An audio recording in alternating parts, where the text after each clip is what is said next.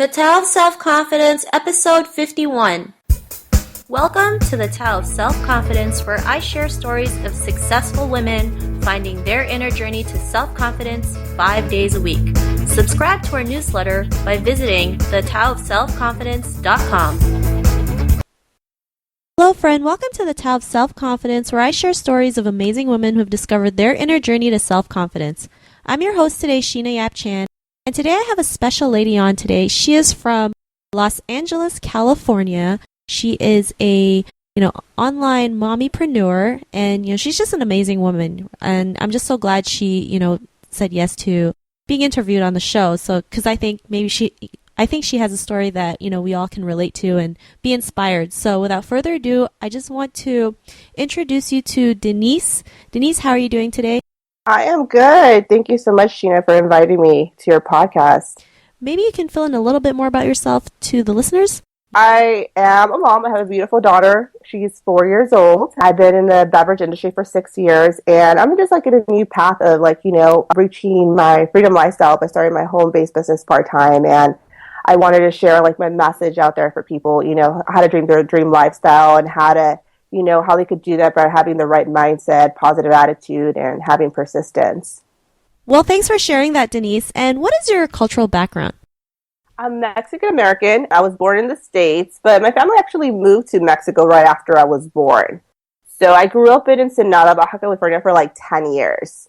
So it's a little bit different just because I feel like a lot of people want to come to the States rather than having to move back to Mexico. So I think that's kind of how everybody's kind of shocked when I say that to people.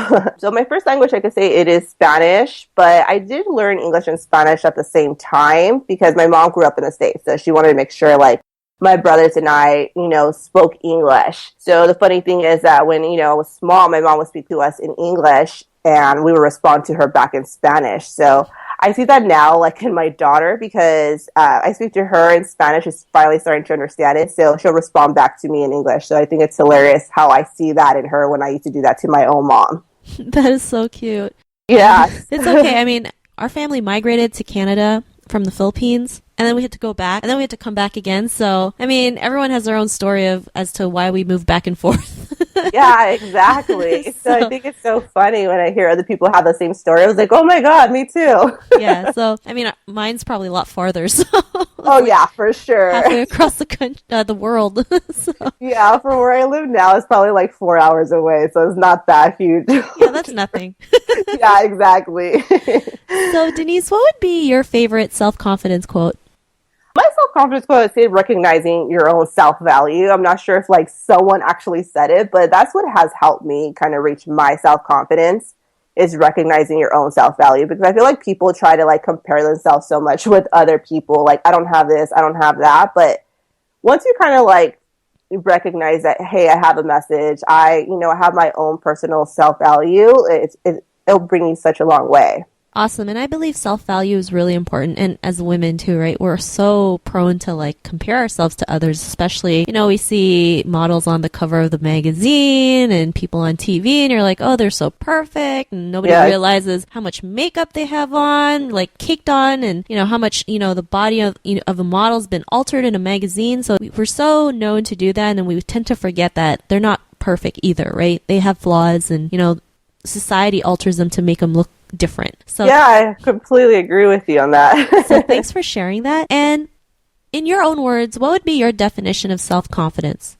I feel like self-confidence is a work in progress as you get older, because I feel like it depends on your life experience. I feel like when you recognize that you have your self-value and also recognizing that your own negative thoughts are your worst enemy, I feel like that's a formula to having self-confidence, because I feel like everyone has those negative thoughts. But once you realize, stop thinking like that and throw those out of, to the trash, it's so huge, because a lot of people don't recognize that. And I feel like once you do that, you do have self-confidence, because I feel because I used to think that once I feel oh, I'm doubting myself or things like that, I'm oh my God, I don't have self-confidence. It's just no, as long as you recognize it, I feel like you do.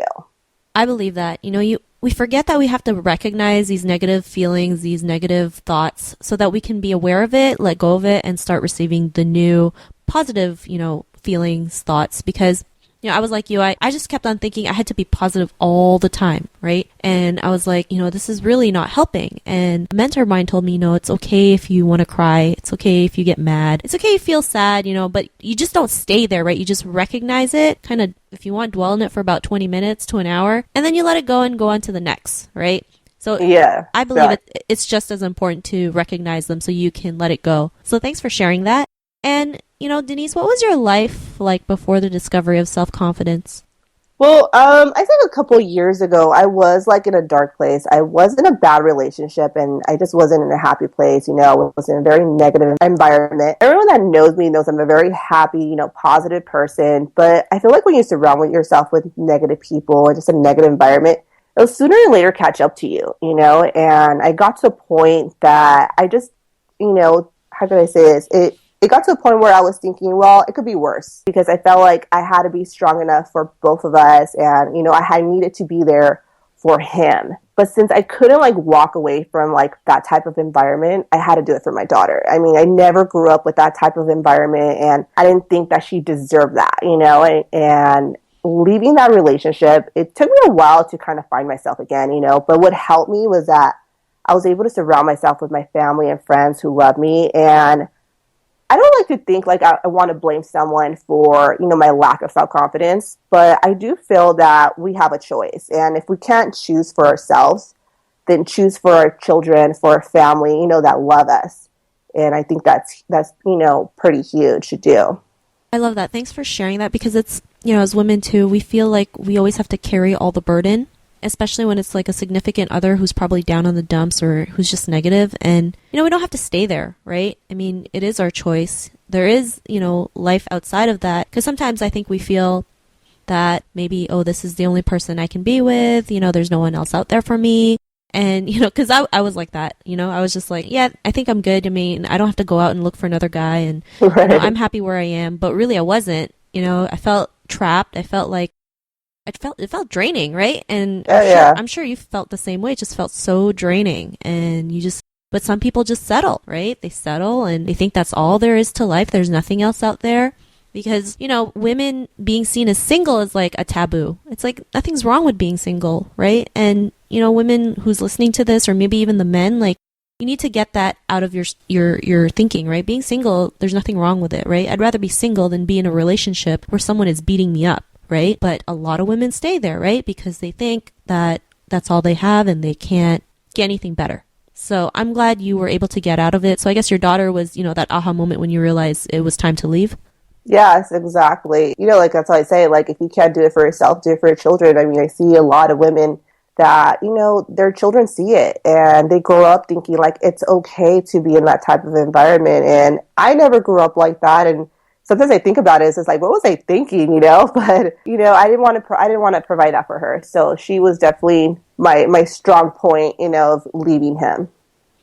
Well, I'm glad that, you had someone that you had a reason to leave that person, like your daughter. And it's good that you realize that, kids pick up those things really quick, right? Especially when they're young. They see that and, they're so smart. You don't understand how much they're so observant, right? So I'm glad you were able to get out of that relationship just for your daughter, for her sake, to begin with, and then for you. What was your life like now after, you left that person?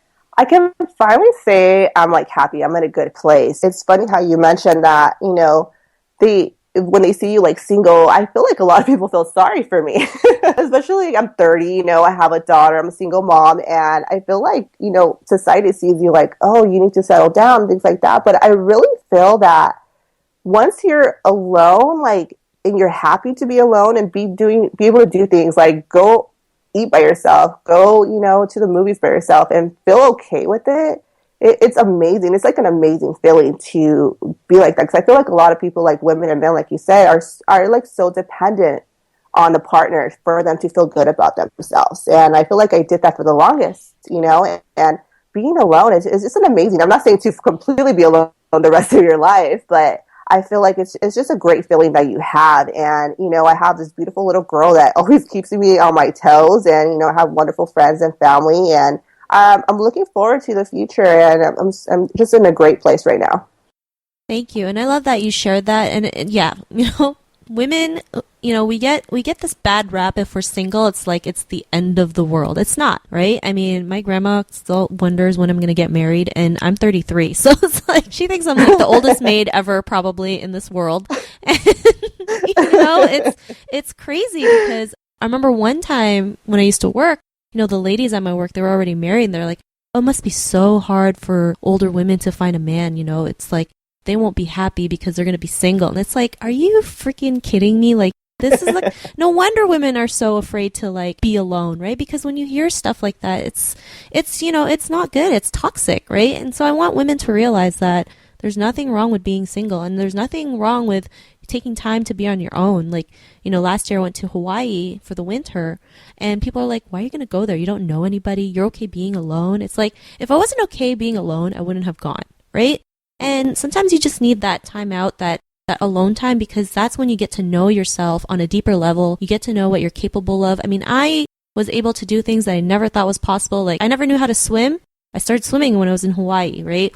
I went through to all these hikes, right? Because heights was not like something I loved, right? I actually, felt sick every time I, like looked down because I was scared of heights, but it helped me get over those things. So, when you go out there on your own, find out what you can do, find out what you're capable of, it really builds up your confidence. So I'm really glad you said that, there's nothing wrong with being single, and, it can be a good thing, right? You need to find yourself first before you can find that special person in your life, whether it's a man or a woman, right? You need to love yourself first, and then you can attract the right person. So thanks, Denise. Sorry, I had a little rant. No, I love it. I could totally relate to you. So I love that message. And Denise, for the woman who's listening to this podcast, she's probably in a similar situation like you, and maybe she's also deciding to leave the person who's holding her back, who's bringing her down, but she doesn't have like the confidence to do it, or she's still second guessing herself. What would be that one tip you would give to her? Just love yourself. As long as you love yourself first and think of yourself first, because just like you said, like, you can't love someone else as long as, you have to love yourself first.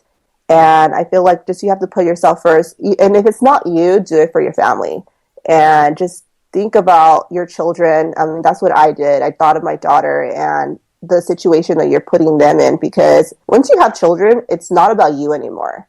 You can't be selfish, and you have to think about them, because you have so much power over this child and how they grow up, and you have to think about them. And if you're just, thinking of that person that is just consistently having this negative vibe, and because they need you, you have to think outside the box and just be like, okay, my child comes first. And if I can't do it for myself, I will do it for them.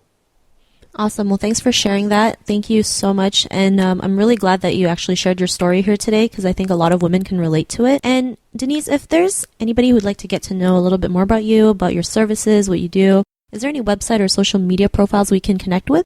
I have a blog. You could reach me at denisecardenas.com, or you can reach me on Facebook, reach me on my personal page or on my fan page, and just look me up under Denise Cardenas. Awesome. Well, thanks for sharing that. So to the listeners out there, if you want to connect with Denise, just head on over to thetaoofselfconfidence.com and search for Denise's name.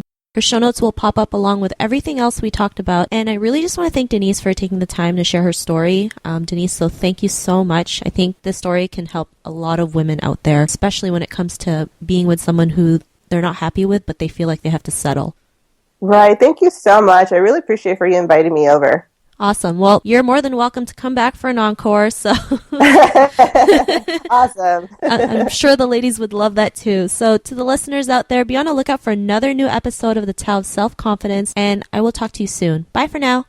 Thank you for listening to another amazing episode of the Tao of Self-Confidence. Check out our resources to help you jumpstart your inner journey to self-confidence by visiting thetaoofselfconfidence.com.